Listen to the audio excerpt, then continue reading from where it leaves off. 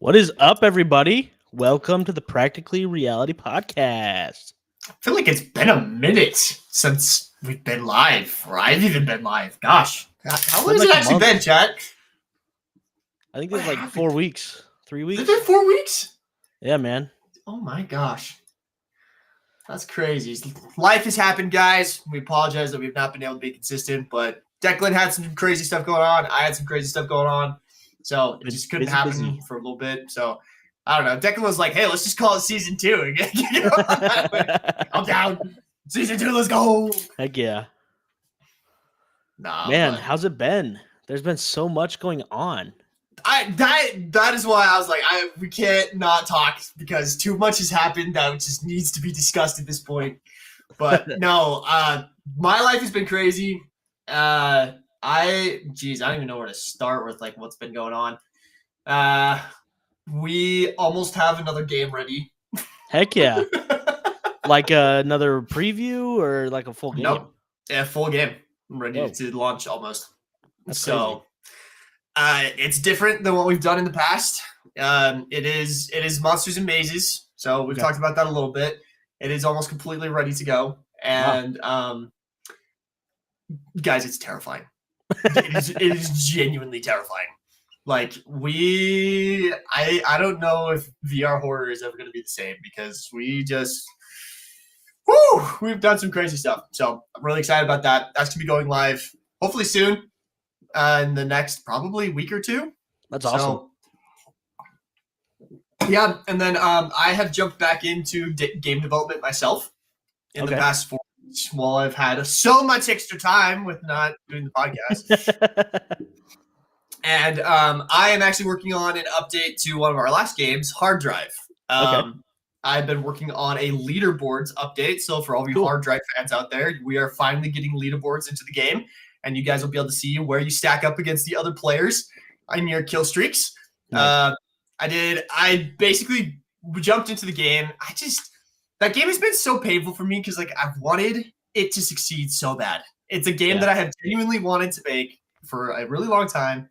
And I jumped into it and I was like, that's right. I know how to code. And I've just started making it in the ways that I've wanted to like make it happen. So I've done like a complete user experience design revamp of the game. I've gone in and polished the movement. I've gone in and changed a lot of like the default settings. I created icons and made just the game feel just like more polished more than anything. And I've just like Maverick said projectile vomit after playing it. Oh my gosh.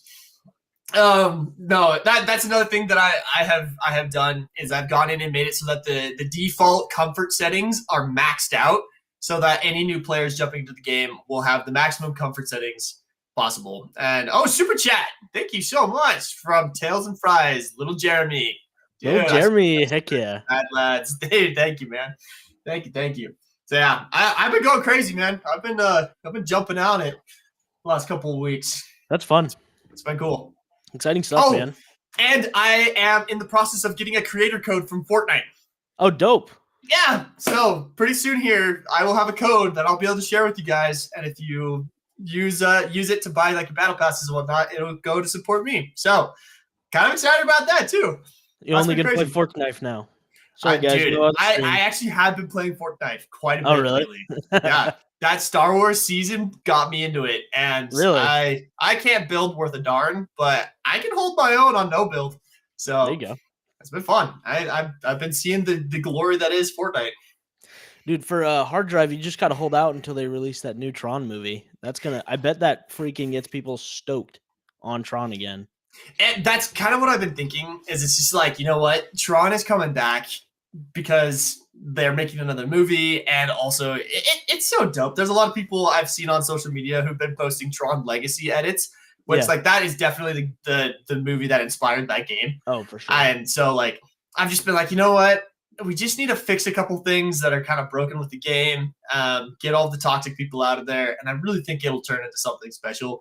But you know, I think adding some leaderboards and some more like meta content will definitely help as well to give people more of a purpose of like, yeah, I'm number 25 in the world for hard drive players.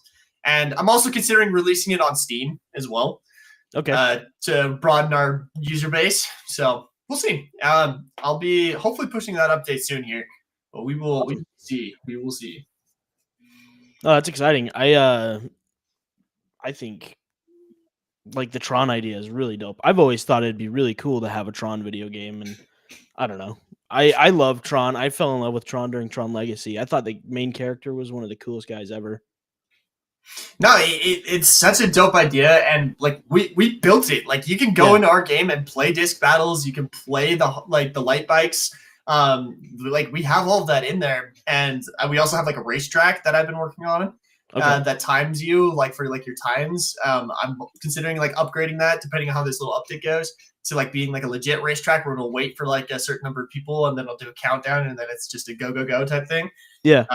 I'm super excited about it, but yeah, again, it's just one of those games where it's like we don't really have time right now as a company to put tons of time into it. But I'm like, you know what? I love this game. I want it to keep going, so I'm gonna put my own time into it, and that's what I've done. I'm excited about it. With your other ideas for your games, are you just gonna make them now, or I mean, because you made Monsters and Mazes?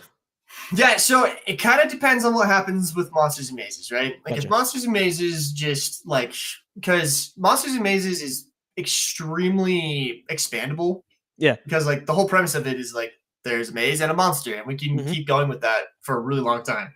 Right now, what we have built into the game is we have a Minotaur and a Labyrinth as one maze. We have a Backrooms maze, and then we also have a Cornfield and a Scarecrow maze. So there'll be 3, potentially 4. We kind of have a 4th in the works, kind of a Slender Man inspired one. Awesome. That we have in the works as well. Like a forest. Yep, it's like a forest. Go collect pages. You've got, creepy faceless guy coming after you. Tons and tons of fun. Really, really creepy. We've just really done some crazy stuff with the environment, lighting and whatnot, which I'm super excited about. I probably shouldn't be giving too much away. Probably devs are gonna kill me, but it's fine. I'm super excited about the game, and like that's awesome. Yeah, just we've been cooking on it, and I made the social medias for it. You guys go follow Monsters and Mazes on TikTok and YouTube. We've got social medias. I haven't started posting yet, but like I've been excited from like the marketing side of things to start doing some horror content because that's what it is. Like humorous horror content is gonna be interesting. But I'm just excited about it. But yeah, so go back to the other like the prototypes and stuff. Kind of depends on like what happens with Monsters and Mazes. Like we just really fell in love as a team with the idea of Monsters and Mazes, and we did a bunch of like mini prototypes on the other ones. Like for Z-Route, for example, we went in and used Unity dots to see how many zombies we could get into a VR scene without crashing the Quest 2. And it wasn't super impressive. Like it wasn't like what we wanted it to be to give that just like I'm fighting hordes of zombies feel, you know? So we were kind of like, oh man, I don't know if we can get Z-Route to be what we want. What we ended up finding out is like with the zombies having the capabilities that we wanted them to have, we'd only be able to have about 200 zombies at a time, which is still a lot, and it would feel like a lot. But with just kind of some of those like horde mentality things we want to do, it's going to take us a little bit more time. We've also the other one, what's it called? Certain depths. We have a pretty solid idea for certain depths. Cool. But we want to wait and see what people think of Monsters and Mazes because it'll kind of play off of some of the stuff that we built in Monsters and Mazes. Yeah, like some of the software stack that we built into that. And so we're kind of waiting on Monsters and Mazes to see like which direction we should go with that.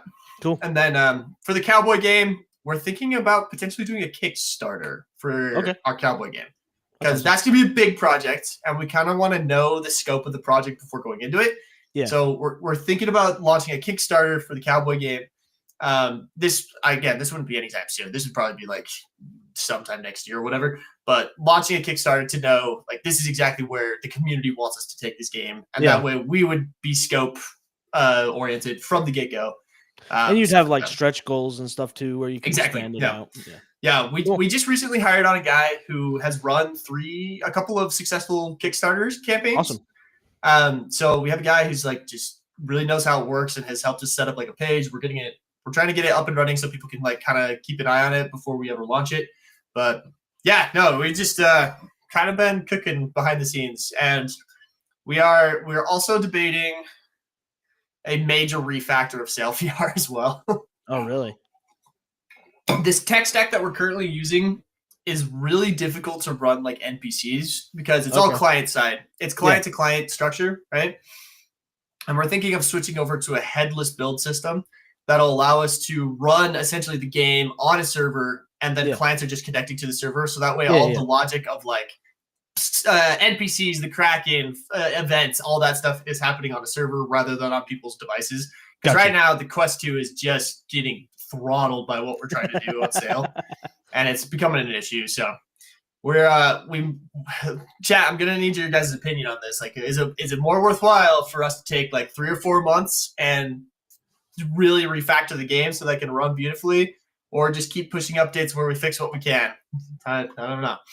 We'll see what people say about it. But yeah, so give me a month and apparently I undo the universe. Garett's back in the code and he's like, oh. I forget, like, if I touch the code, I can do anything. And then the gaming world as a whole has just gone topsy-turvy while we've been gone. My goodness. Oh, yeah. What is going on, dude? What was the last thing we even talked about? Did we talk about the Switch 2 or less? Okay, yeah, Switch 2 has some more developments. Get back into it. Let's just jump into the wins and losses, I guess. Cool. Yeah. What do you got for me? So something that I think is a huge win that maybe not a lot of people will think is a win, or I mean, it's a win, but not a lot of people will care. So Eighth Wall, the software that I use, they just 2 weeks ago or 3 weeks ago announced the change in their pricing structure. So now you can build anything for free. Wow. And you can make commercial projects for free. So it's more like the Unity structure where you only have to start paying and creating like a pro account if you hit a certain amount of revenue in your business by like the end of the year or something like that. So I think if you make $1 million or have reached $1 million in funding, then you have to start paying for the software. Yep. And then the big thing though is like commercial projects. So like all the things that I do where I'm making games for clients and stuff, before it would cost $700 a month to run a project like that. And now they're completely free. So that just means huge. A lot of smaller businesses will be able to run those types of experiences and campaigns without having to pay a ton of money. I mean, yeah, it was like $800 a month if you count in the subscription that you had to have to be able to do it, just off base, and then plus $700 a month for the actual license to do it. They're saving $800 a month, and that can go into the actual development of those types of experiences now instead. So it's exciting stuff. Huge. That's huge. And then, that's opening it up for so many people. That's huge. For sure. Yeah. I mean, more people are going to be able to make web games using Niantic Studio, but also like VR and AR experiences. And then the other thing that's really cool is they just announced a partnership for a game jam that is started yesterday and goes through the end of June with Viverse. So they're kind of making a similar product to, I would say, what is it called? Horizons, a little bit different. It uses like game engines online, so it's not all gated by like Vive necessarily. But it's the same 3D internet.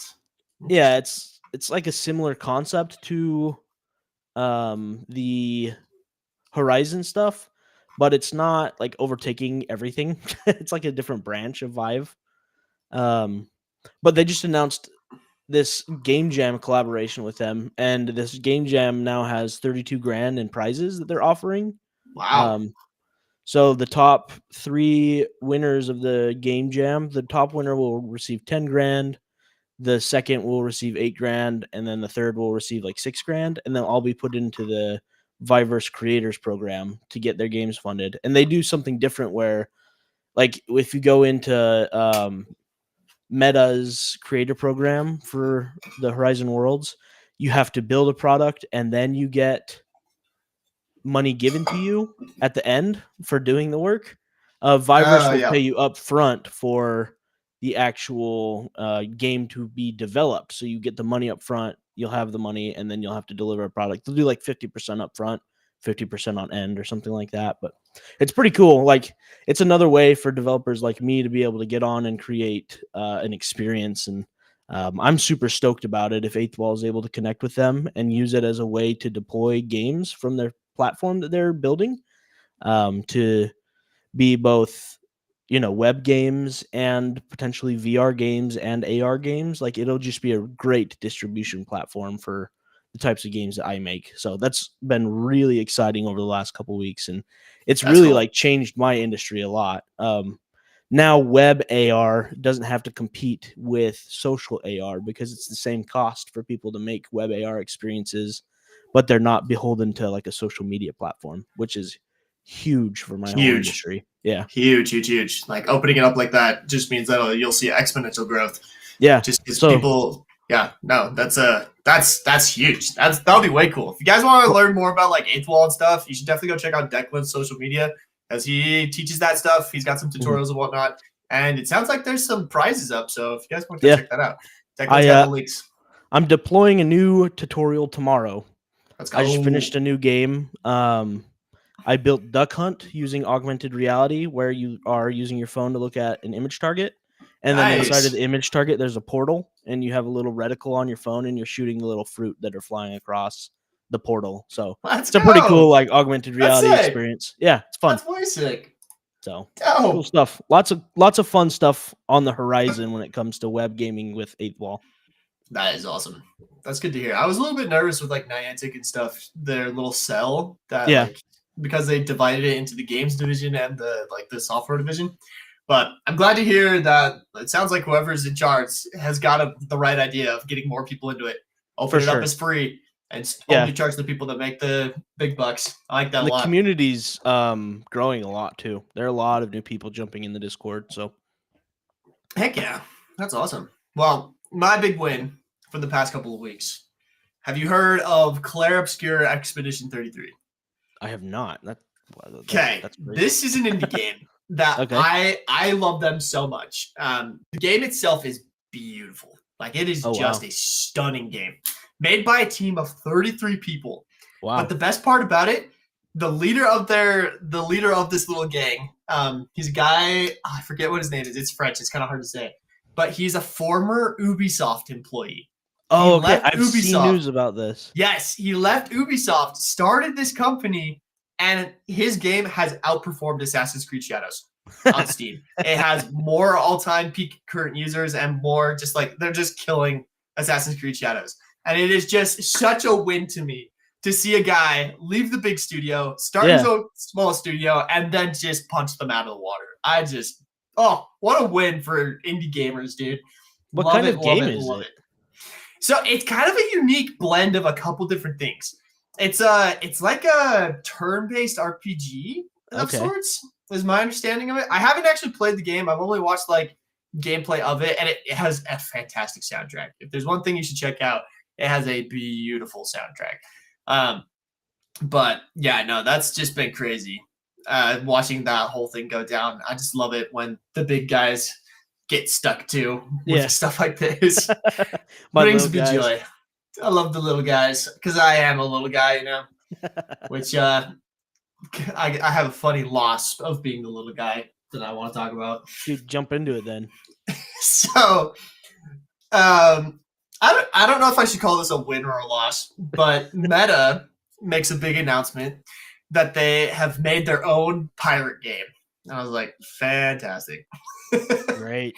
But it's a VR graphics showcase, and it's like a pirate thing, and it's open source, which is kind of cool. Like, that's kind of a win, is it's all open source code showing off like things you can do in virtual reality. Yeah. But like it's not that impressive, if I'm being honest. I can't. My developers have forbidden me from saying some of the stuff that we have going on behind the scenes. But let's just say, like, it's just not that impressive. I jumped into it and it's just like, really, this is your graphic showcase? Like, I had like a couple of bugs and like dropped frames like right off the get go. I was like, that's such a bummer too, though, to see that. You hate to see that. It's what's like the lost part of it to me is it's like, okay, you guys went and spent probably a good chunk of money developing this little experience. It's like a 30-minute individual game. It's like a story-based game. It's pretty cool. But it's like, why aren't you investing that into like a creator fund, not on Horizon Worlds. Horizon Worlds For can sure. go die in a Sarlacc pit, but like, why aren't you funding games? Because like for the amount of money that they put into funding that little research project, that could have easily created a couple of like new indie games. So I'm like, I don't know. I've got my issues with Meta. They sent something to me privately that I'm Really? like very jaded about, and I don't think I'm allowed to share it. But it's just they continue to make decisions that I'm like, what are you thinking? That's crazy. Seriously. I don't know. That's why I love hearing about stuff like the Viveverse doing things and partnering with good people, because like I just feel like they have their heads on straight. Whereas I don't think Reality Labs is really thinking too much about. They're just not thinking about VR anymore, which is really sad. They're all focused on those new AI glasses, which I do have some cool stuff that I've experienced with AI glasses recently. But I don't know. It was just kind of annoying that it's like, if you guys wanted to do VR showcase, you could have given us that funds and we could have upgraded our graphics and shown you what's really possible. But hey, who am I to judge? Anyway, that's a bummer. I don't know. Meta's dev relationship right now is just kind of absurd. I bet it's trash. Yeah, it's absurd. Like I have a dev rep. I haven't talked to him in like a year and a half. Really? And like the last time I did talk to him, it was so like I don't even know how to put it. Like it just seems like something's going on at that company, dude, where like everyone is pointing in different directions. They got like 6 different rocket engines all firing off in different directions, and they're not getting anywhere. Yeah. And it's just really sad. So, especially for a product I love so much, Yeah, for sure. Who knows? Anyway, what you got for me? What's your loss? Well, the loss for me has to do with the Switch again. Yeah. Right. So I saw a video yesterday where somebody was talking about how Nintendo is now going to deactivate your console if you hack it at all. So now they have the right to go in and deactivate your Nintendo Switch if you go in and like jailbreak it in any single way. And somebody's like, well, they're buying the console. They have the right to do whatever they want with the hardware, right? And Nintendo's thing is like, no, they're buying a license to be able to use the hardware. You're buying a license to use. That is crazy. That is bizarre to me. You're buying a license to be able to use a Nintendo Switch, and then all of the physical games are just a key that will let you download the game. So you're buying a physical key that will allow you to download the game, and you have a license to use the game. Like, this is so backwards to me that it's going to work like that. It's kind of scary as well, because like, what, like the way that you detect modifications or even like, even problems with your software can be very finicky, right? Oh, for sure. Like if there's some kind of bug, like I'm literally reading some of their stuff, and it literally quotes that they will make it permanently unusable. Yeah. If it detects unauthorized modifications or piracy related activities. And it's like, well, I know in the past, like some people had to make modifications to the Switch for like accessibility reasons, right? Yeah. And I'm sure that could potentially be caused as like an authorized modification, but at the same time, it's like, imagine getting a false positive on that, and then just blow. Like I'm literally imagining that they're gonna put some kind of something into the Switch that will let them basically kill switch it. Like, not necessarily like a bomb or anything, but I do think that they'll probably put in something where it's like, okay, if you activate this, it will not be usable. And that's terrifying. I mean, if everything has to be connected to the internet to play, they can just have some sort of like authorization when you launch a game. It sends authorization to the Nintendo server saying, yes, this person can play, or no, this person can't. Yeah, and like the other thing on top of that, because someone else pointed this out, is that those little cartridges that you're going to be buying, the things that cost $10 more than their digital counterparts, they have nothing on them except a key to the game that you're buying. And it's like, oh, bro. Yeah, I mean, Nintendo's essentially Big Brother. Like, Nintendo is like dystopian future of video game worlds right now. It's crazy how, I guess, controlling they've become. And sure, you can say like they've been burned in the past. Like, I don't know, people went in and pirated a bunch of stuff, and they were the ROMs and all that. But they do that with every console. Nintendo's trying to release it like release new versions of older games, which if you have a bunch of ROMs for, I get that hurts your resale value of older games, but I don't know. They're just becoming like the villain. That's Yeah. what they're the villains right now. They're the villains in the video game world. And on top of that, like with like what they've been doing with Pal World, where they've Yeah. basically been saying like, and no one can even try to copy us. Like Yeah. I saw in the most recent update of Pal World, it's like, oh yeah, and Nintendo filed another patent that you can't ride on your pals anymore. Apparently, Nintendo owns the ability to ride on creatures, so it's like you can't do that in games anymore in Japan, and it's like that's terrifying. Like they are going to be the sole owner of games and game mechanics, and it's just not. Oh, it's not that. Yeah. Well, they're gonna kill the video game industry. Like that is something that can kill the video game industry. I don't understand. If you start taking mechanics and you make it literally impossible for people to make any specific type of video game, nobody's going to make games anymore. And then you're going to have like 5 video games that people can play because everything else is patented, and you're going to have like 20 releases a year. I don't know. It's crazy. Yeah, it's like it's kind of a terrifying thing where what'll eventually happen is they'll basically be the big trust companies of video game industry that go unchecked. They'll be the monopolies of video games, which I don't think in the United States that will fly. Like I could see, like if it gets to a bad enough point, like we have what's called trust litigation. That's I think the word for it. That prevents it where it's like, okay, if you are like a monopolistic entity, you're not allowed to continue to operate.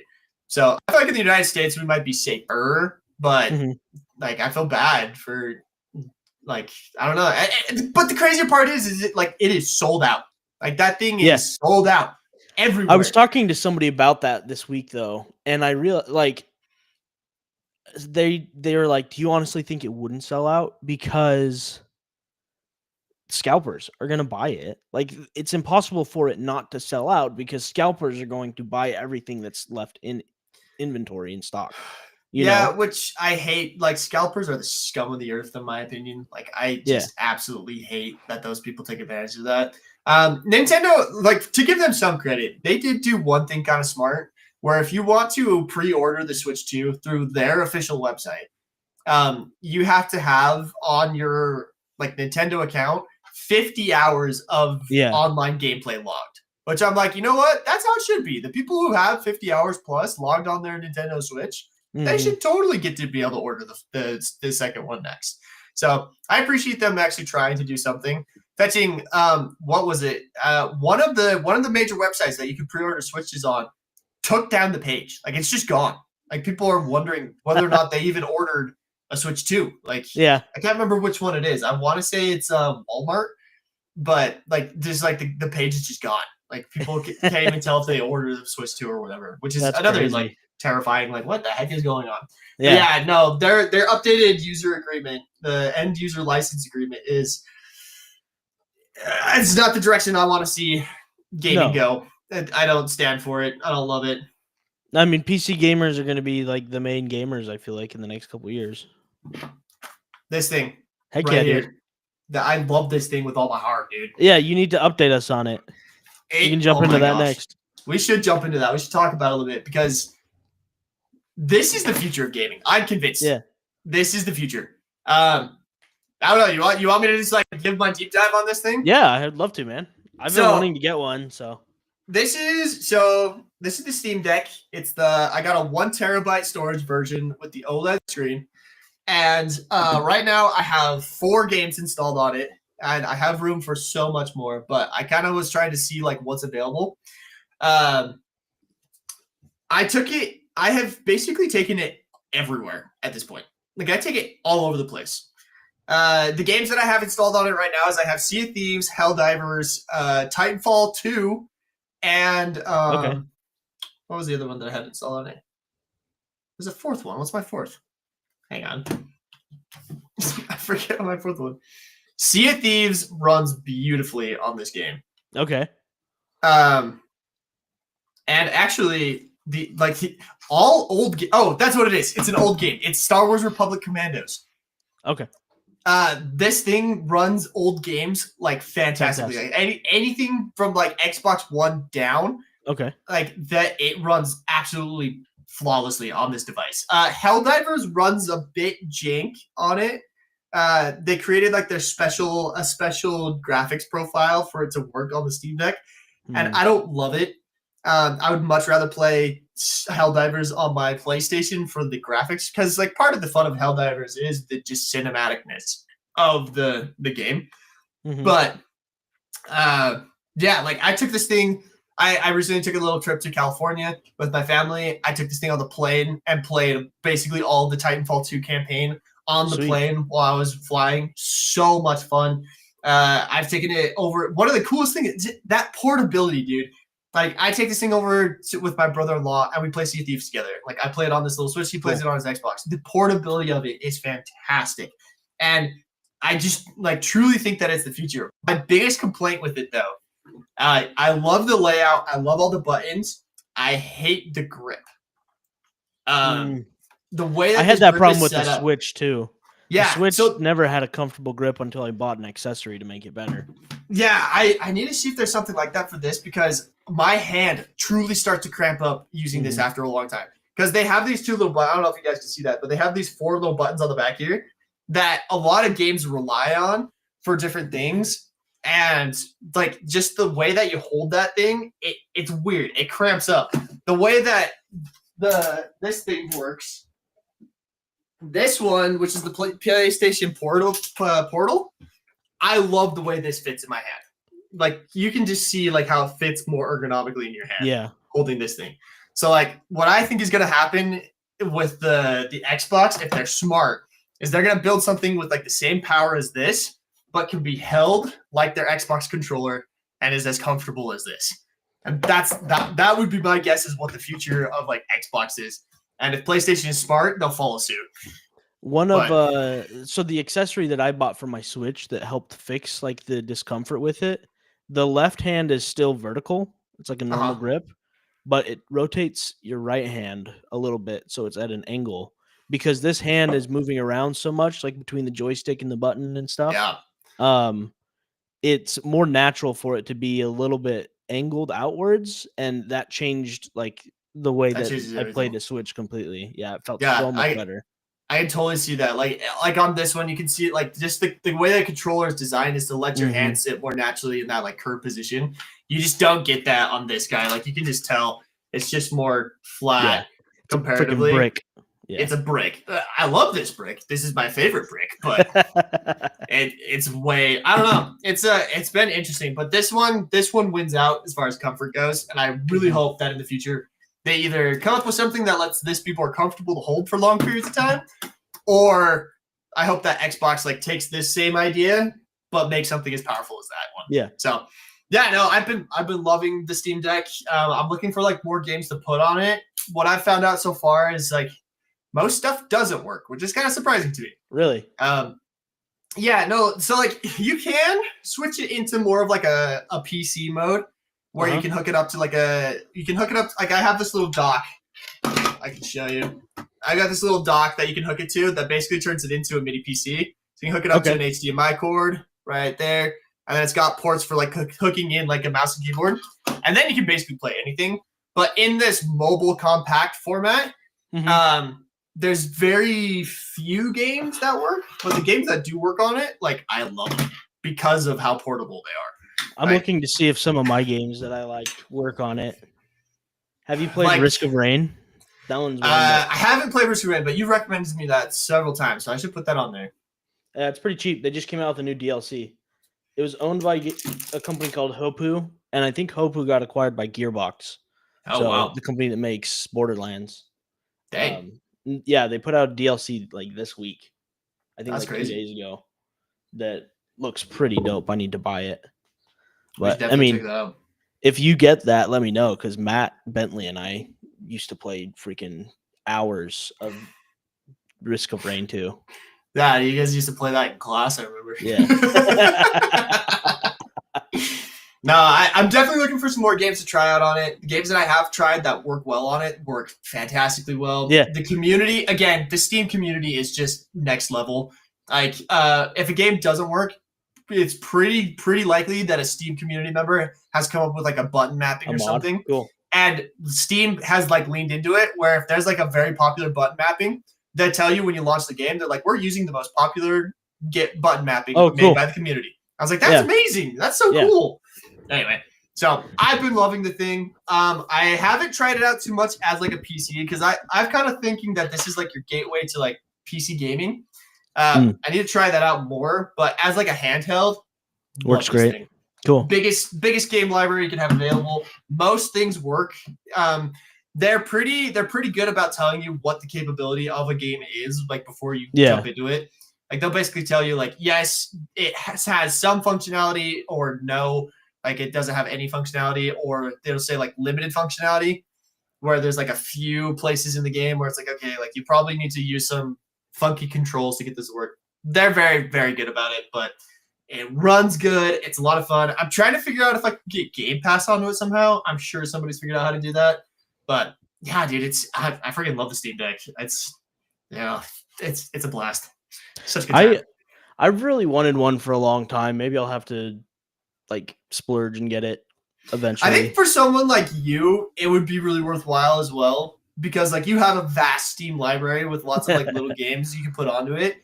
And again, just like that versatility of like you can play this in your bedroom, you can play this on the go, you can play this on the train, you know. I just love that. It was just perfect. I saw a funny video the other day where some guy got his Steam library and put all of them into a spin wheel. And that was his thing that he would do on stream every single day. He'd jump onto a spin wheel with his library of Steam games, press a button, and then pull one up, and he'd play it for at least an hour, and then give a review. That's cool. He had like 900 games on his Steam library or something. That's amazing. I love that. That's so crazy. I have like 10 games sitting in my Steam cart right now. Okay. They're all great games. Like I know I have like Schedule 1 is in there. Yeah. I have Breachers VR is sitting in there. I have so many games in there, and I'm like, oh, it's hard, man. Like that's like the hard part about Steam is the fact that it's like there's so much, you almost get like analysis paralysis of what you want to play and whatnot, you know. Oh, it's too bad. But yeah, Steam, the problem with Steam is the sales, man. Like they get you. Yeah, I've bought so many games on sale. It's like, oh, I could buy 50 games for $30. Like, fuss yeah, why not? Fuss yeah, I got $30. I'm never gonna play 45 Half of those games. Yeah, exactly. Oh, dude, no, I feel that. But like Steam does so many things right, though, I'm realizing. Yeah. Just because I've been thinking a lot about the Meta Store, and I just keep thinking, like, why aren't they looking at the stores that are succeeding, you know? Like, it is wild to me that there isn't a horror tag on the MetaQuest store. Like, if you make a horror game in VR right now, yeah, there's no way to tag your game as a horror game, even though that's a pretty significant like section of the MetaQuest store is horror games, and they have no way to differentiate themselves from other people.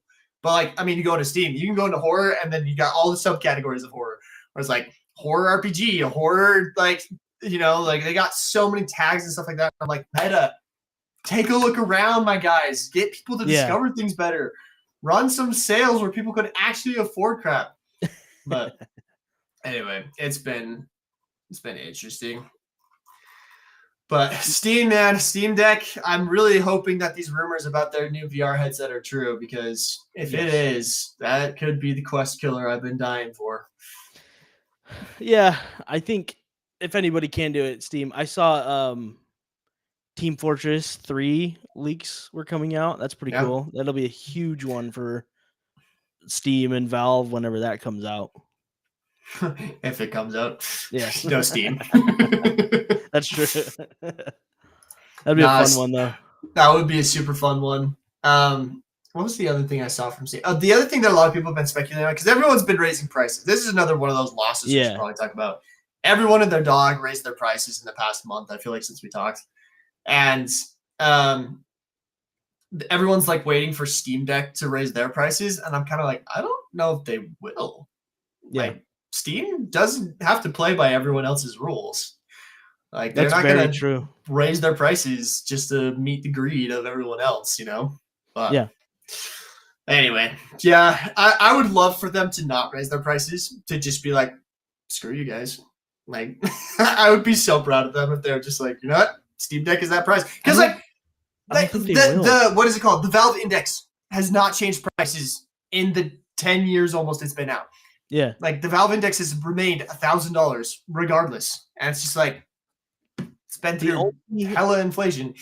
The only way I see a company like them raising their prices if they get hit heavy with tariffs, because tariffs are going to increase prices of some things for the next little bit. Like I buy a lot of TTRPG books, and I've kickstarted a bunch of them, and some of them are getting ready to like ship out to the United States, but they've actually put them on hold.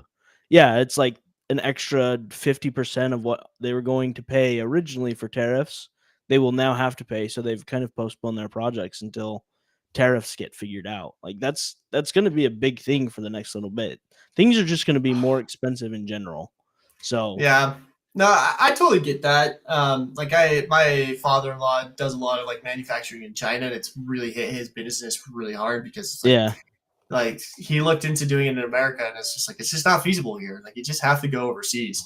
But I don't know. Like on the Steam Deck and stuff, like the hardware is not where they're making money. Like I feel like if anything, they're just trying to recoup their cost on like hardware. Software is where these guys make the big bucks, you know. mm-hmm. So I don't know. I was actually genuinely surprised that Xbox. I wasn't surprised that they raised their game prices, but I was surprised that they raised the console prices. Because if my understanding of their like if the financials is correct, like they make little to no money on the console anyway. Yeah. And so it's like why I don't know. I don't think they needed to. Especially since like dude, the Xbox Series X is like 5 years old at this point. It's an old console. It came out in 2020. So I don't know. I just think they're jumping on a profit, in my opinion. But yeah, definitely. Opinions are like buttholes. Everyone has one, and they all stink. Well, speaking of opinions, we got a message in chat earlier that I wanted to look at because I thought this was really cool. Or not, it was a really good idea. So, what is a game series that is still going that probably won't be around in a year or two? I have some opinions on it. Still going that won't be around in a year or two. You know what game series I hope dies in the next year or two? Oh, let's hear it. Assassin's Creed, dude. Yeah, that was actually the first one that jumped to mind for me. Actually, it was Assassin's Creed. Yeah, like, no. They need to. The poor guy died years ago, and they're just using its corpse right now for corporate greed. Like I loved Assassin's Creed. Assassin's Creed was revolutionary. If you were growing up in the time of Assassin's Creed 2 and Assassin's Creed 3 and playing video games, like that was an era of video games that kind of revolutionized the way that we think about video games now. Assassin's Creed was groundbreaking. It was the coolest thing ever when it came out. It was so good. I remember that first game, dude. Like I remember playing that on the Xbox 360. Yeah. I remember way back when. Yep. Oh my gosh, open world game. That for me, that was the first open world game where I was like, I want to see everything. I want to explore. I want to do the side quest. I want to do all these things. Like, yeah, no, it's definitely. Yeah, I loved Assassin's Creed. I loved Assassin's Creed Brotherhood, one of the best games of all time. I'll put that out there. I thought it was so much fun when I was playing it the first time through. The storyline of what was actually going on in the background kind of sucks, but like the whole Ezio game series, yeah, the whole Ezio timeline, like all that era of Assassin's Creed was awesome. And then they killed it and just kept on beating the dead horse over and over and over and over again until what it is now is like a sad shadow of what it used to be. They're not innovating. They're not doing anything awesome anymore. Like it's just kind of hopeless to me what they've done with Assassin's Creed. So I hope they stop making them at least for a while until they figure out their crap. Like any game that comes out every year, there needs to be a break where they realize, all right, this isn't working. Like Call of Duty, just stop Call of making Duty Call of has Duty gone for a there. year or two, figure out what the heck is going on, Yep. rein it back in, figure out how to make it better, and then remake it. Maybe. Yep. I don't know. Maybe. I don't know. Any No, other game that depends on remakes instead of making new content too, like end those franchises. It's in trouble. It's in trouble for sure. Yeah. No, yeah. But the thing with Assassin's Creed is like they used to be so innovative. Like the Assassin's Creed game that I played like all the way through was Assassin's Creed Black Flag, because like Pirates. that game, you were a pirate. Like you were a fetching pirate, and you got to sail the seas and have a crew and build up your reputation. Like they nailed piracy so perfectly. But I think like the way that they've been doing Assassin's Creed is they've kind of been like, okay, let's take like a cool era of history and explore it, right? Like so, like we did pirates, we did the American Revolution, they did Vikings, they've done samurai. Like they're running out of adventure time periods at this point. It's like yes, at this point they have a couple of choices. You can go into some of the controversial time periods, which I don't think they're gonna do.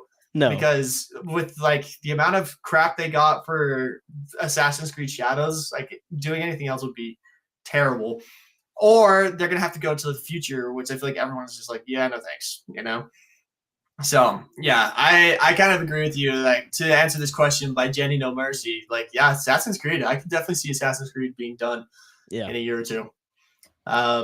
This is another good question right here. When do you think we're going to see another large AAA game line from any of these three? I have an opinion on that too. What do you mean by AAA game line? Like a new series? Yeah, so they followed up with saying like Splatoon 2 or Splatoon. Like there's now 3 or 4 Splatoons. It was a brand new IP that they released in 2013 that they've continued to go with that's doing really well. So basically, like, when is something original going to come out? Yeah, I mean, you had like Horizon Zero Dawn and Horizon whatever. Like those are big franchises now. Last of Us, but that was a long time ago when they made Last of Us 1. Is a while ago. Do you want to go first on this one, or do you want me to? No. You go. So, I think we are about to enter a legendary era of indie games, and Expedition 33 is kind of, I feel like, the tip of the iceberg on what's going to happen. For sure. Because, like, exactly what happened with Expedition 33, there are people at AAA studios who are sick of being part of the machine. They're sick of being part of the corporate greed, and they're talented people, as evidenced by this Expedition 33 game. And, like, I think these guys are going to continue to either, A, be let go from these big companies, or B, they're going to leave and start their own companies. And they're going to create the games that kill AAA studios, in my opinion. So, like, when do I think it? I would not be surprised if in, like, the next year or two, we get the next games that are going to just define, like, the next decade of gaming, for sure. Because, like, the big dogs have gotten too big. They've gotten too greedy. And it's turning into this giant space for indie devs to come in and show how it's really done. It's like the big guys have forgotten what makes games fun, but gamers haven't forgot, and those indie devs are gonna fill the gap. That's my opinion on it. I think I don't think these big studios are going to make games like that anymore. The only company that I see will make a game like that anymore is Nintendo, because Nintendo is going to continue to make its own IP, but PlayStation, I don't think is going to really make anything other than that robot game that won Game of the Year or whatever. Well, PlayStation has Helldivers, which that's going to go on for a while. They didn't make that, though. That was an indie studio that made it. Owned by Sony.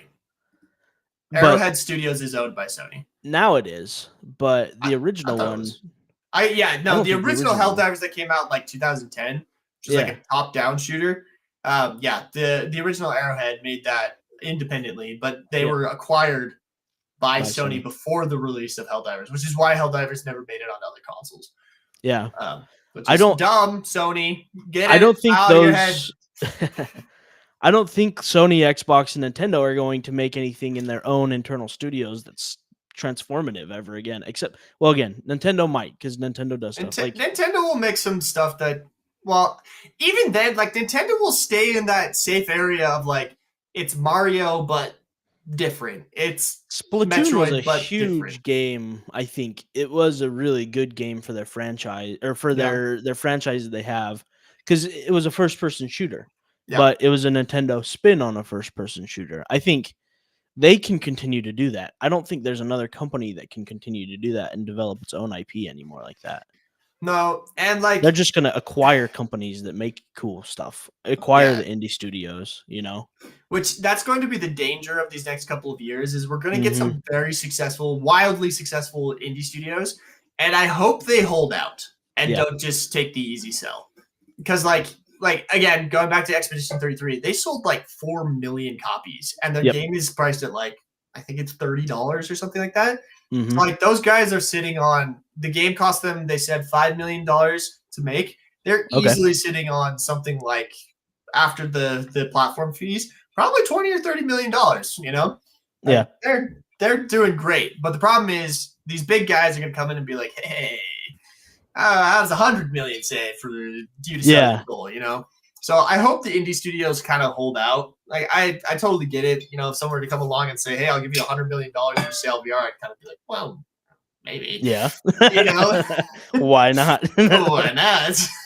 And then you But go and make a new indie studio. that's my thing. Is it's like people ask me like, if you were to not be doing this, like, what would you be doing? It's like, no, I'd still be doing this. Like, Yeah. this is the dream job. To be doing like YouTube and video games. So it's like I would if I sold my company, I'd just start another one. I don't know. Yeah, I don't know. But No, I get that. yeah, it'll be it's like Xbox, their whole strategy is changing to be more like a publisher. Like they've kind of figured out that, our hardware is fine, but actually the big bucks comes from selling our software as much as possible. Yeah. So I could see Xbox finding the indie games the fastest because their mentality has shifted. PlayStation could surprise us, potentially. I've seen that in the past with them, just because they've got studios that are working on something supposedly. Nintendo And used to be then really good about indie games. Like they used to have because they have the Nintendo Directs. They used to do indie game directs that were only indie game related. yeah, So I would love to continue to see that from Nintendo. I thought that was so cool. That's where I first learned about a bunch of my favorite indie games now, like Dead Cells and what's the bug one? Hollow Knight. oh yeah, So yeah. No, it's weird to me that like so many like indie focused things have died recently. I don't know if it's just me or like I'm amazed that there's not like an indie VR game showcase that exists. Like I was actually talking to that one guy you got me in touch with who does the weekly VR meetups. oh yeah.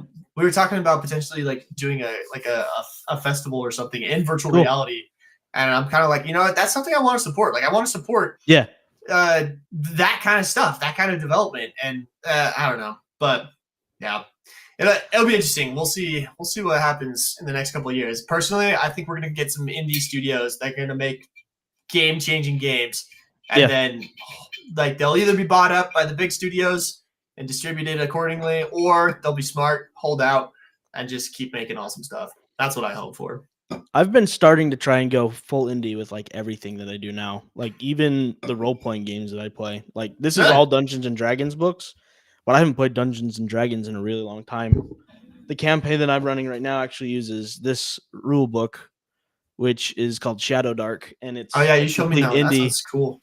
Yeah, it's complete indie series. Like all of these are now indie books instead of Dungeons and Dragons, and like these ones down here are indie. And they're starting to like eclipse my Dungeons and Dragons collection. I'm trying to do a lot more indie role playing games just because like it's so much cooler to support small creators because they still make really good content, Yeah. Well, they got their heart in it still. They're not in it for the cash. Well, you can tell. Like you can tell. Most of the time they make better content. So that's just my opinion. I think indies are way better than AAA in most cases.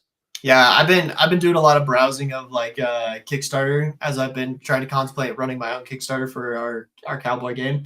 And I've just like found so many products where it's like I want to support this just because I think it's cool. Yeah. that autonomous lawnmower that I got, that started as a Kickstarter project. I got it. Oh, cool. I used it. How is it? It's awesome. It's the coolest thing ever. I'm working on a video for it, so guys, definitely That's stay awesome. tuned for that. It's one of the coolest pieces of tech I've ever touched. It's so fun. Well, Like, I recently, I've talked about this before, but this little indie hardware for video games, yes. indie hardware is so cool to me. Like, this is If one it of actually the, delivers. this is so good. They just released, so when you buy a Playdate, you get their season 1 games. So every week for 10 weeks, you get a brand new game added to your Playdate. And that is coming with the purchase of the Playdate. And they're like small games and stuff, but you get a brand new one. I think it's every week or every day. I can't remember. But they just updated their catalog, so now there's a season 2. And I pre-ordered it. It's about to kick off in the next week or two. But then every week for the next, month and a half, I'll be receiving a brand new Playdate game on my Playdate. And it just, you wake up in the morning, it's connected to internet all night. It downloads onto your console, and then you wake up the next morning and you have a brand new video game on your Playdate. Cool. Yeah, I just love the concept of it. I love like the small studio that made it. The company that manufactured the actual, or that made the design of it, is really cool. And Panic, that's the company that makes it. Panic makes video games too. Like, it's a video game studio. They just made this little hardware on the side because it was fun. I love that. Yeah, so indie hardware is so fun to play with too. You should get one. You should get a Playdate. I really should. There's a couple of I want to start exploring. This is my problem, is I have like a stack of all the things I'm supposed to be making videos on. Like, Yeah. I need to make my Steam Deck review. I have that like on the things I need to do. I've got to make my autonomous lawnmower video. I've got what's the other thing that's on my review list? My sister just went to Epic Universe. Okay. And this morning we recorded like an hour of us talking about it because she went to Epic Universe while I was at Disneyland. And so we kind of did like this compare and contrast of like what's going on there. I got like this stack of all these things I want to do, but I would love to start reviewing like more stuff like that. Yeah. There's this new game console made for kids. That's I can't remember what it's called, but it's very akin to like the old Kinect, cool. Like the Xbox Kinect. And so like I really want to take a look at that. I'm just there's so much I want to do with like the YouTube side of things, and I'm just swamped as always. But dude, I just remembered we have to talk about it. What's up? GTA 6. Oh, GTA 6. The delay, dude. Everybody knew that was.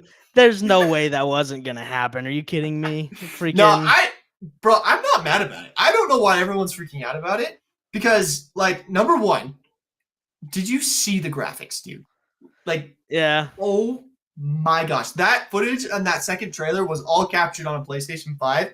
That's awesome. There's bubbles in the beer. There's like reflections on the sunglasses and the windshield. The graphics that they're gonna pull off in that game are insane, for dude. Sure. Like, if you have the hardware to run it, you're gonna have a PlayStation 5 Pro, so you're gonna spend $900 to get a console. No, they captured it on a PlayStation 5 base. Oh, really? Yeah, the PlayStation 5 base is what they said. That's what they claim, is it was captured on a PlayStation 5 base. And like, if someone can make it happen, it's Rockstar. They've got some wizardry happening at that company, and I love it. But like, the other thing that's so good about it is it opens up the rest of this year as a window of opportunity for game developers to come in and like not have to worry about a massive IP coming out that's been literally like 13 years in the making, you know? Like, I think that's gonna be huge, and I think a lot of people are gonna push their timelines up to try to release in 2025 so that they don't have to compete with Rockstar in 2026. You know what I'm saying? Yeah, that makes sense. So, like, dude, the graphics on that game are insane. I like the two characters that they've introduced to us, like those two main characters. Like, I already think they're awesome. Like, if you watch that trailer, it's like you're watching like this little love story, and I'm like, hey, I kind of love these characters already. Have you played Cyberpunk 2077? I haven't. That's one of the ones that works really well on the Steam Deck. Okay. I should play that. I want to get into it. I know that works as a VR mod. Okay. It's like one of the mods that people say you should try out in virtual reality. So I really want to try it in VR at some point, but that's on the long list of things I need to try out and do. Yeah. Slowly but surely. I'm getting into a schedule of. I'm trying to record more long form content, edit it, and get it posted by weekend. Dude, editing sucks, man. I spent like 2 days sucks. editing one 30-minute video because I had like 3 hours of content. Oh, what do you use to edit? DaVinci Resolve. You are using DaVinci Resolve. I'll have to send you this video after the stream of a couple of plugins that are super helpful for DaVinci. It might help out, but anyway, yeah, GTA 6, freaking crazy, but I'm here for it. Here for it. But we got it looks like we got a bunch of other questions in the chat. Should we there's a lot of stuff going on. I've got some good recommendations for this week, though. So I do too. Let me forget the game recommendations. I have one I haven't played yet that I am stoked for. Absolutely stoked for. I got one that's going to change your life. I guarantee it. It is going to change your life. Another room renovation game.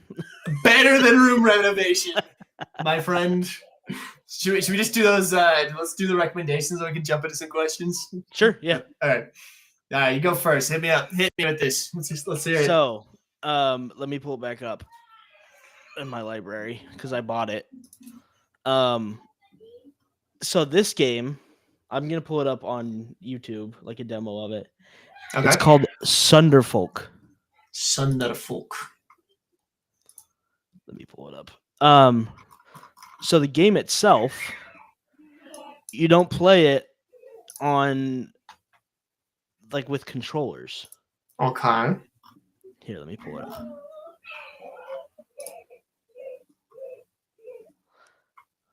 This is the game of. So it launches, and the first thing you see when you jump into the game is a QR code on the screen. Okay. So you can play it on Discord with your buddies. Everybody gets their mobile phone out, and then they hit the QR code, and it's a couch co-op game. It's a strategy-based RPG, like chessboard and stuff. Kind of like Dungeons and Dragons-esque, or like what's that VR game that I like a lot? Demio. Yeah, Demio. But it's all running on your mobile phone, and then you connect to the server, and then it all runs on the main screen. So like I can play with my buddies. I can put this up on Discord. We can have the main screen on there. Everybody will get it on their phones, and then instead of playing on keyboards and stuff, you're just playing from your mobile phone, and one person has to buy it, and you can play with 3 friends. Not everybody has to have a copy. So I bought it, hoping that some of my friends will want to play with me. But it reminds me a lot of the games that I used to love, like Heroes, Might, and Magic. I used to play that. Yeah. It looks a lot like Demio, or just any turn-based role-playing game, like Dungeons and Dragons and stuff as well, is very similar mechanics. But I mean, this whole concept is awesome to me. I love that they're taking a risk on technology like this, because there's not been a large game made like this. The only types of games that I can think of that use this type of technology is like, what are they called? The board games. Jackbox game? Yeah, Jackbox. It's like very Jackbox-esque, but it's a real video game. Like trivia.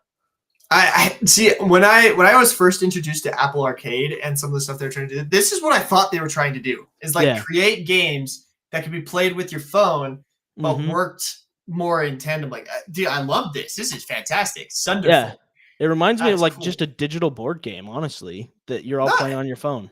But also, I love the relaxation of pressure to buy by just saying like, hey, one person gets it, and then the social aspect takes the rest of it. Exactly. That's amazing. I think that's such a good. We need more of that. It looks really good too.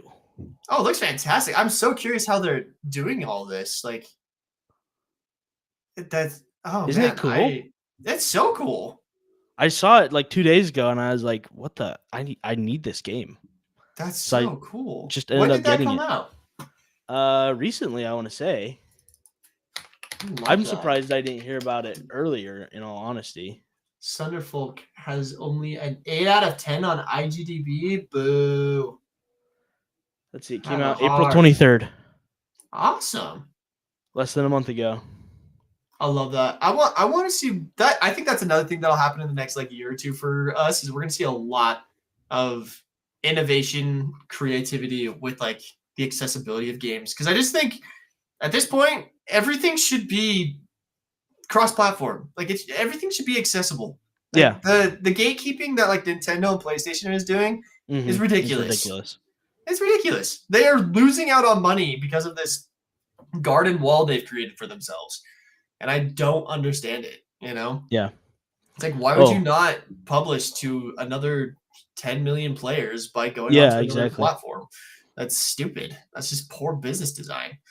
Dude, I love this comment by Alfredo Chicken here. Not really a mechanic, but I think some games really miss out on an opportunity to develop a unique art style. Good artistic games are something we need more of. Most games try for realism when most of the community is trying to escape reality. I love that. I 10 That's out of 10 such a good agree. point. Yeah. It's so hard though. Like, art is like, you have to find someone who can do it. It's difficult, you know? Like, I've been lucky to be surrounded by very talented artists who have helped me with like Sail and Hard Drive and stuff like that. But if I were to do that on my own, like I just couldn't, you know? The amount of time it takes to make a good art style is hard. So like I agree. I wish we could see more, but I understand why you can't as well, you know? But Yeah. dude, I love this Sunderfolk fire recommendation. Yeah, I 10 out of 10. Like, I'll let you guys know how it actually plays. I don't really doubt that it's going to be good. I like these types of games, so I'm not worried about it. But I love the idea of, just a digital board game that I can sit down and play around with my buddies on Discord, and we can have a good time dinking around. Like, my friends and I have been talking about playing Baldur's Gate 3 and doing something like that. But to me, like, this is just even easier than Baldur's Gate 3 to just sit and play something like this. I love that. So that's my first one. You ready for my recommendation? Yep. Okay. Allow me to introduce you. I'm sending it over to you, the Steam page. I have no idea how to pronounce this, but it's called Ithia Magic Studies. This is a super interesting game because it is a cozy, this is how they describe it themselves. They say it is a cozy background app that combines productivity tools with a room and relaxation with lo-fi fantasy playlists. So basically, the way this game works is you have it playing in the background and you assign yourself like tasks and things you need to do. Mm-hmm. And it just plays in the background. And as you complete those tasks, you like level up your player and like get coins and stuff. So it's like productivity mixed with an RPG. That's fun. It's fantastic. And it's like for people with like ADHD, but the running joke at my company, Red Team Interactive, is that we should actually be called Red Team Hyperactive because I think we have official ADHD diagnoses for like 3 of the 5 people working at the company. And so like we always share with each other like these little things that help us. And this game has been like game changing. Really? Because it's just this little game that sits in the background, gives you some calm music to do what you need to do to, but then it combines like some of those productivity things that you need of like making checkpoints and lists and getting rewards for it, filling that little thing, you know, getting that little dopamine hit for getting it done. Yeah. I don't know. It's fantastic. I recommend it. Have you been playing it then? I've been trying it. It does get a little like, you have to have like a good screen to have it working in the background. Okay. The way my setup is working, it doesn't quite work the way I want it to. Gotcha. But like the basic premise though of it's like I need to do this, and you make yourself a checklist, and then you kind of like get some rewards for it. That's very satisfying. As someone who has a hard time focusing, that's very satisfying. So, Jackson 0911911. Can anyone tell me whether or not an 820 megabyte graphics card run Pillars of Eternity? I think it can. Pillars of Eternity 2 is kind of an older game. I love Pillars of Eternity. That's another really good one. Let me see what the minimum requirements. Usually you can see that right on their page. Let's look it up. I'm trying to see it. I'm on their store page right now. Okay, minimum says Intel i3 core, memory 5 gigabytes RAM, graphics ATL Radeon HD 48050 or a NVIDIA GeForce 9600. So you might be out of luck. Nah, I think you might be able to get away with it.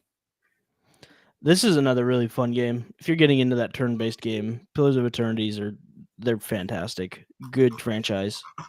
So they announced that. Did you see that new Star Wars game, Zero Company? Star Wars Zero Company. Mm-mm. So Star Wars announced a new game. It's called Star Wars Zero Company. Okay. It's a turn-based tactical RPG, not RPG, turn-based tactical assault game. No, how did they describe it? It's really interesting. But like, I was kind of bummed out when they announced it because I was hoping for something else. But anyway, I'm an FPS whore, as I've often said. But anyway, it looks interesting, and a lot of people are pretty excited about it because it's like a very different Star Wars game than we've gotten in the past. So yeah, Star Wars Zero Company, kind of interesting. Not sure if I would recommend it, but it's cool. Star Wars Zero Company. It is from EA, so be advised. Okay. How do they describe it? Zero Company. It's a turn-based tactics title. I'll have to look at that. That might be a Star Wars game I enjoy. It's turn-based. I know you're all about that life. So, and it's coming out on like everything. So it's one of those highly accessible titles. Will be interesting. Yeah. And it's single player. It's not multiplayer. It's just single player. So Oh, it's interesting. Like, you'll just buy it and have it. Turn-based games are pretty accessible, I feel like. Just most of the time. They're easier graphics wise. If you don't, if you cut out networking, that just makes your life so much easier. But yeah. Oh, well. This one's like this one's okay. This one's more like let me think of that game. Contra, I think, is the name of the game I'm thinking of. Yeah, I had a lot of people in the comments telling me there was games that it was very similar to in the past, and that's why they're saying they're all for it. So, no, not Contra. I know I have the game somewhere. I can't remember. I know like Rayman Raving Rabbids and Mario 2 is like a turn-based shooter game. That's what this one reminds me of, where you have to hide behind things. Like cover's super important, but this guy had a funny recommendation that I think is fantastic. Have you ever played Broforce? I think I've talked about Broforce before on here. What is Broforce? Oh, dude, it is hilarious. Let me pull it up real fast. Broforce. Oh my gosh. What is this? It's hilarious. It's a Devolver Digital game. Oh, so, of course it is. It's a side-scroller shooter. Co-op, like you can play co-op, but every single character is named after a character from a hero movie, like Rambo. Yeah. But it's like Rambro. That's the name of the character. It's a really fun game. Anything Devolver Digital, 10 out of 10. Devolver Digital, I will play anything that's made by them. Or I guess they've got this awesome animation for their like trailer. It's fantastic. Yeah. They just Gorn 2 just came out. That's Gorn a Devolver 2, Digital I game. did see that. Gorn 2. The first one was fantastic. I haven't tried the second one yet. They did Plucky Squire. That's one of my favorite games right now on my PlayStation. I think Plucky Squire is beautiful because it goes from that 2D game. So you're playing a 2D game inside of the book, and then you get kicked out of the book, and now you're playing a 3D game, and it's like different types. So there's like this fighter game mini game inside of here, which is that's dope. Yeah, there's like 15 different genres in this one video game. Let's see, this part you're playing it like a fighting game, and then there's a lot of 2D platforming and then 3D platforming, like RPGs. It's a really funny game. That's some scope creep right there. What kind of game do you want to make? All of them. All of them. This one's funny. It's called Angerfoot. You're running around just instead of having guns and stuff when you go into rooms, you can pick up guns, but you get rewards for only winning by kicking people. So the story of this game is you're a shoe collector, and a gang breaks into your house and steals your shoe collection.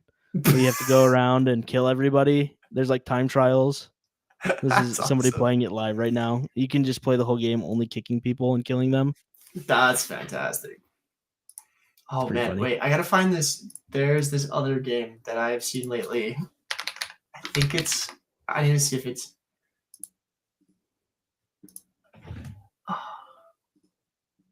Okay, so this game is called Hard Bullet. Okay. It's a VR game.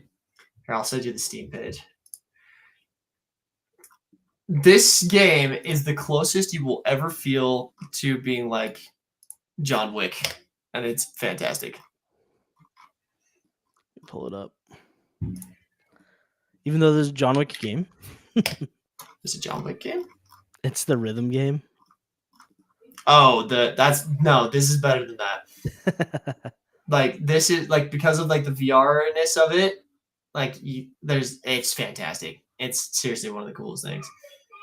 That does look fun. This is somebody live playing it right now. How do you do that? How do you get it so that like people can play your game live on stream? And it shows up on the Steam page. It's a good question. I don't know. I need to look into that. Yeah. So that's something that should be happening for sale. We have a few people who stream sale pretty consistently. But I don't know. Do you if have a they're Steam page? Yeah, we do. Yeah, you'll have to look into that. That'd be pretty cool.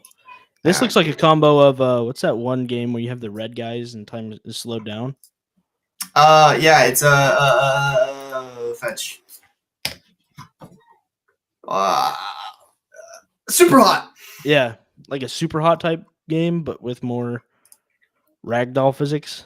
Yeah, I think it's fantastic. That looks fun. Yeah, that's been I want to jump into that one and try it because I recently watched some John Wick movies and I was like, there's got to be some kind of John Wick VR game, right? This is it. This is what I found. That's cool. So there you go. Hard Bullet. Lots of recommendations today. A lot of recommendation. Well, we are going on an hour and a half for this episode. Goodness. Should we end it right here? Probably. Are we doing an after stream? You got things to do? I was hoping I would have a Fortnite creator code by now, but I don't. So well, I mean, I could always just boot up Sunderfolk and we could try it out live. yeah, we could try that. We don't have to. You don't have to. I need to check in with the missus and see if everything's okay there. Yeah. So maybe chat. Keep a wary eye on the horizon. Okay. I also do want to jump into hard drive and get that finished. I should probably finish that. Nerd. I want to make games. Play video games. I just want to make my Tron game. All right. Well, that's it. That's all, folks. Cue the Looney Tunes outro. Thanks for coming. Guys, make sure to like and subscribe. We have our podcast on Apple Podcasts, Spotify, and Amazon Podcasts. So go on there, download the episodes, listen to them. That helps us out a ton so more people can find our content. And then we have our own YouTube channel for the podcast. Practically Reality Podcast is the name of the channel. So check that out and subscribe to it. And yeah, let us know next time if you have any ideas for what we should talk about on Garett's Discord. We have a little section for the podcast, and we're both, on Discord a lot. So send either one of us a message on the podcast thing, and we'll be sure to respond. And maybe we can do an episode where we just answer questions that you guys have on the podcast. So, yeah, thanks for jumping in, and welcome to season 2 of the Practically Reality Podcast. Let's go! If you don't catch us live, you should. Yeah, catch us live Wednesdays, 2 p.m. Might be changing with the summertime. We might need to find another day with the summer schedules changing up. But the place to be is on the Discord to know. So, yeah, definitely. All right. Awesome. Thanks guys. See ya. Peace. Bye.